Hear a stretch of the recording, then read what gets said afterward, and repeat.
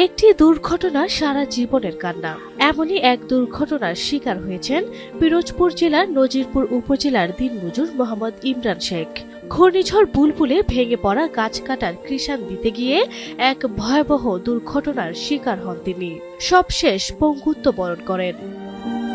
ঈদের বাকি আর মাত্র দুদিন। অবুঝ দুই শিশুকে কিনে দিতে পারেননি কোনো নতুন পোশাক, কেনেননি এক প্যাকেট সেমাইও, জোটে না ঔষধের টাকাও। প্রতিদিন ঔষধের জন্য গুনতে হয় 500 টাকা। তাই সরকার সহ বিত্তবানদের কাছে সহায়তা চেয়েছেন এই পরিবারটি। দুপুরকে বাজারও করতে পারি নাই, সেমাইও কিনতে পারি নাই, কোনো কিছু করতে পারিনি। গরিব মানুষ, বুঝলেন, সেরকম কিছু পাইও নাই, কিছু হয়ও নাই।